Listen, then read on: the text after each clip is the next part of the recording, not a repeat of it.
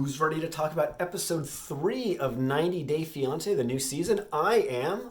Let's dive right in. I'm just going to look at my notes. That's right, I take notes so that I don't forget anything when I do this recap. And we're going to start with Brandon and Julia. So I love that Julia does like the best groan when she hears about Brandon's mom's ridiculous itinerary. Like, Brandon and Julia and his mother should probably be on Smothered and not 90 Day Fiance. Like, this kid has clearly not lived many days of his life like without his mom micromanaging him, and this is going to be a big issue going forward. Another big issue, Julia very much wants to have a room together with Brandon, not an unreasonable request for a fiance, and she basically comes out and says, Brandon, whether or not we're in the same room or not together, if your mom is worried about us boning, we are going to bone one way or another. We are engaged. So your mom might as well let us sleep in the same room together because we're going to be doing the hanky-panky either way. So I kind of respect Julia's upfrontness there, and I hope we get to a point where she says that to Brandon's mom. That would be amazing to watch that. We find... so... They're touring DC, doing the mom's itinerary, which is ridiculous. And, you know, Julia is obviously pretty narcissistic, and she likes a lot of, like, selfies. And so basically her and Brandon would, like, take pictures together. And then Brandon would stop and do selfies of Julia, you know. And the mom is just rolling her eyes hard. Honestly, the theme of this whole episode is, like, eye rolling. There was a lot of eye rolling from Brandon, Julia. We'll talk about some others later, like Michael and Natalie. But anyway, I digress.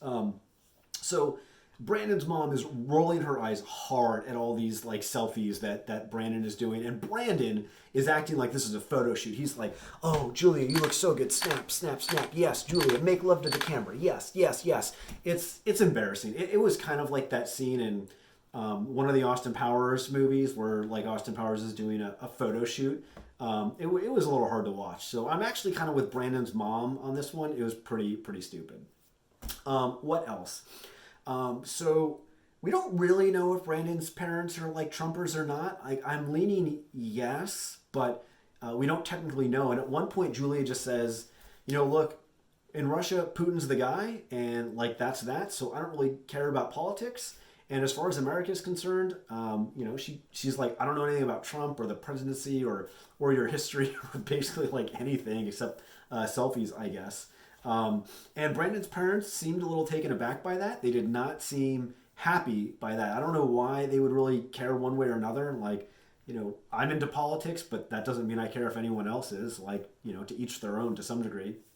So that was actually pretty funny. The best part, though, is Brandon's mom starts, yapping on about how they've got 18 more sites to see, and they've got dinner reservations at like 7 p.m. And Brandon, amazingly, is like, hey, mom, I've got dinner plans for me and Julia, so we're gonna have to pull the plug on your crazy itinerary. I thought Brandon's mom was going to have like a mini stroke right there. She just kind of like and did like the crazy mom eyes thing, and then was kind of, you know, she, to her credit, she found her composure. She was like, oh, okay, son, okay, sure. And the dad kind of calmed the mom down a little bit, but Brandon's mom was not happy. And you know, so we go on the little date with Brandon and Julia, and Brandon's like, look, Julia, I talked to moms. She is not on board with us sharing a room. And Brandon's basically like, look, we need to stay here to save up money. And Julia counters with, okay, look, if we stay with your mom, we're going to fight about that. If we move out, then we're going to fight about money, but at least we'll be alone. So she's basically saying, like, one way or another, like, we're going to fight in these scenarios. So I'd rather live alone with you than fight with, like, your whole freaking family. And I kind of agree with that, too. Julia has actually had some strong logic. What bothered me, though, is, you know, I don't mind that Brandon is trying to save up money. I don't think that's a bad idea or a bad goal. But Julia was super judgy about it. She's kind of like, well, why don't we just go into like, credit card debt, and Brandon, like, why don't you have any money? And I actually get pretty annoyed with, all of the K1 visa folks that come over and just kind of assume that every American is rich. And some 90-Day Fiance characters like George from Anfisa fame, he lied his ass off to make Anfisa think he was rich, so that's on him. But a lot of these other characters, I don't think present themselves as being like rich or wealthy. So I don't know why the automatic assumption is that they are. And it's like, well, gee, Julia, like, why aren't you rich? Why the fuck aren't you rich, right? Because making money is hard for most people, and most people don't have a ton of it saved up, especially Brandon, who's like 5 years old or 10 years old. So I do get a little annoyed when any of like, the visa folks come over and they're, mad at their significant other for not being like wealthy. I don't know why that expectation was assumed to begin with, but anyway. So that's pretty much Brandon and Julia this episode. Next, we'll move on to Jovi and Yara. In the grand scheme of things, the big drama is Yara meeting Jovi's mom. Jovi's mom seems like sweet enough. I didn't feel like she was really all that overbearing. If anything, I thought Yara was a little bit overreactive to some of Jovi's mom's concerns. I mean, Jovi's mom just like wants a wedding, and Yara's like, well, if my family can't be there, then fuck your family. And I think that's actually kind of like selfish. A lot of other couples have done, dual weddings, one over there, one over here. You could live stream it. I don't know why your parents can't travel over to the United States. Maybe it's a money thing. But in any event, I thought that was actually a little selfish on Yara's part. So I guess the big drama was that Jovi gets a phone call from work, and they're like, hey, dude, we're probably going to need you to come back to work a couple days early. Now, if you remember, Jovi and Yara are not going to have 3 full months together. They're going to have like some amount of time, and then he's going to go off to work for a month and then come back, which is a lot like Tanya did with Sinjin. And that I thought that was pretty bad, actually, for the relationship. So I do kind of feel for Yara. In general, she seems kind of like a money grubby narcissist at this point, but like we'll see. It's still early. I know that it's also a cultural thing. But yeah, I'm definitely not a fan of Yara or Jovi so far. I think Jovi is an immature alcoholic, and I think Yara is a materialistic snob. So we'll see how this couple goes together. It might not go so well, but we'll see. That was the gist of my notes for them. So let's move on to let's skip to Tarik and Hazel. I don't feel like I need to belabor how stupid he looked in his blue suit. To each their own, but he did look stupid. But okay. So Tarik picks up Hazel at the airport. They get to his house. This kind of annoyed me too. I feel like Hazel, they're talking about how she grew up in like a tiny little house, and maybe it was like really easy to keep clean. But the first thing she does is start picking on the guy's house for being like unclean. It wasn't that bad. I mean, like, it was a little untidy.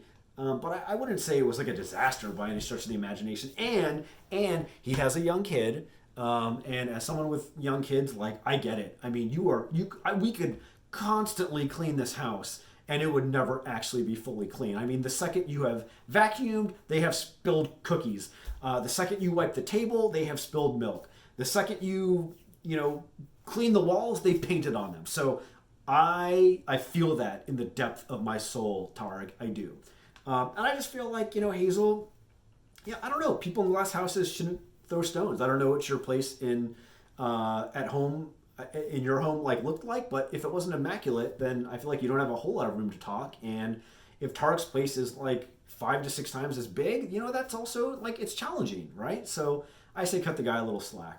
Other than that, I felt like their storyline was not super eventful this episode. So let's move on to, I'm debating if I should do the new couple last or the craziest couple last. I'm going to do the crazy couple last. So let's move to a new couple, Andrew and Amira. So Andrew is this kind of like geeky guy, works for, I guess, his mom's daycare, which is cool. That's, more power to him that he works with kids. He clearly wants kids. One of his first scenes is with him and his sister Connie. Connie seems kind of like a hater, to be honest. Kind of gives me that annoying vibe, like Tom of Tom and Darcy fame. Tom's sister was kind of like the same way, kind of like a skeptic and a cynic, and sometimes I feel like they fall into like the misery loves company bucket, where they say that they're just looking out for you and blah blah blah, but they really just want everyone to be like shitty like they are, or in a shitty mood like they are. Like, I don't know, maybe we'll see more of Connie. But anyway, Connie comes right off the bat, starts guilt tripping Andrew that he's gonna miss Connie's baby shower or something, and she's like, "Oh, I may never have another kid. This is like your one chance." Like, Connie, time out, time out. It's a fucking baby shower. It's not a big deal. Take a few videos, send a few pictures. As long as Uncle Andrew is there for you and the kid, he can miss the baby shower for the sake of like hanging out with his fiance for 90 days, or going to, I guess they've got to meet in Mexico because of like COVID-19 and the quarantine restrictions. Like, chill out, Connie. However, Andrew did give Connie right off the bat like the worst baby shower gift I've ever seen. He breaks out this light blue beret. I don't know if this is an ode to Amira, who is French, or if it's literally just like the shittiest baby shower gift ever, but like, it was like weak. It was weak, Andrew. I hope you get your sister like a cooler baby shower gift. We also found out later in the episode, when Amira is having lunch with her dad, that Andrew's given her money. And so maybe, is this a girlfriend thing, or is this a sugar baby kind of thing? I don't have the answer to that, but anytime there's money being exchanged, I definitely get a little warier of the person. Amira does kind of seem genuinely into him, but now there's a financial incentive, and she's like, well, Andrew basically gave me an ultimatum. Now, I think some things got a little lost in translation. Now, Amira basically is like, Dad, he gave me an ultimatum, he's got to come, or I've got to come, and if you don't, he said he's going to resent me forever. But their visa does have a deadline, and I don't know how you would get a second K1 visa or an extension. So I feel like what Andrew was saying is like, look, if we don't find a way to make this happen, it's never going to happen. And that might just be United States law, not so much Andrew giving her an ultimatum. So I don't really know if it's an ultimatum or if it's just kind of lost in translation, but I am kind of curious what the money situation is. I'll be curious to see Andrew's financial situation, at least judging off his baby shower gift, which was a beret. I don't know. Maybe he doesn't have like a whole lot of Skrilla. Okay, saving the best and craziest for last. Drum roll, please. Michael and Natalie. Crazy Eye Natalie. Every episode, I just like this chick worse and worse. I really got to tell you. They start off this episode with a lunch with Uncle Bo, who Natalie basically is like, hey, Mike, you're going to have to boot Uncle Bo from the house because I don't want him there. I won't feel comfortable. I kind of get that. If I was like a woman and I just moved to a new country, I might also not want to live with a random family member. I don't think it's a dig on Bo. And I want to give Natalie the benefit of the doubt here, but she's just such a bitch on so many other things that it's really hard to. But okay, so we meet Bo.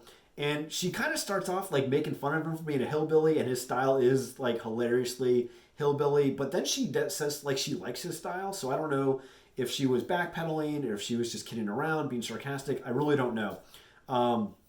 But just as soon as she's talking about his clothes, Uncle Bo orders a drink. He gets a whiskey at lunch, and she's already like hating on him. She's like, hey, what are you drinking? And Uncle Bo's, he does this fucking giggle, and you can see like he's only got 3 teeth. And he's like, whiskey, what do you drink? And Natalie goes, water. And it's like, oh, it was so judgy. It was such a judgy comment. And it's just like throughout this lunch, I mean, she's just, hating on Bo's style and his drinking. And Natalie, she just picks on everything. She's a negative Nancy. I just get such negative vibes from her. So we end the lunch or whatever, and then we cut to later. They're leaving Seattle, and they're going to drive to Sequim or like whatever backwoods city whatever city he lives in, tiny city or whatever. He mentions it's like population of 7,000, which, yeah, I mean, that's pretty tiny. So in the car, like, Natalie, she brings up drinking again. She's like, oh, I really don't like that Uncle Bo drinks. And it's like, dude, a lot of people drink, it's like, I don't drink a whole lot, but like, check yourself, right? I mean, I don't know how judgmental you can be, but drinking is not like Uncle Bo is going and shooting up heroin. Maybe he did at some point, maybe meth, but, we don't know that yet. So for now, it's really just the drinking. Like, leave Uncle Bo alone. You already kicked him out of his fucking house. Like, chill. So anyway, we're driving to Mike's house, and they get there.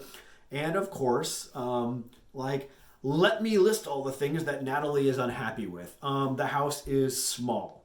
The house is not clean. Michael didn't prepare it properly. The house doesn't feel comfortable. The house is cold. The house is in the boonies, and it's, she's a city girl. Like, she doesn't like cats. She's more of a dog person. Like, why are you two together? Like, you are salt and... I was going to say salt and vinegar, but they're like a good chip combination, so that's wrong. You are water and oil. You like, do not mix. I don't understand this couple at all. I actually don't see what Mike sees in Natalie. Like, she's not that pretty. Body's okay. Personality is awful. She's always harping on him about his lack of religion and belief in aliens. Makes fun of everything about his house. Like, what is going to please this lady? So not a fan of Natalie. I think she seems to miss her mom a lot, so I don't know why she would necessarily want to like uproot and leave her. Maybe her hope is just get a green card and get mom to the United States. I don't know. I feel like maybe there was love there at some point, but now it's just like her nagging. And maybe he's into that. I have an ex-girlfriend, and her mom was just a total B to everyone, especially her like husband. And like, maybe the husband digged it. Some guys are submissive, but I don't get that vibe from Mike. I get the, like, he is like, tries to be a nice guy, but I don't feel like he wants to be emasculated or submissive. So I don't know, man. It's going to be really interesting to see how this stuff all shapes up. Anyway, those are my candid thoughts on episode 3. I'm looking forward to episode 4. Hope you enjoyed this. Let me know in the comments what you thought of this episode and of the characters, and I look forward to seeing you in our next video. Toodles!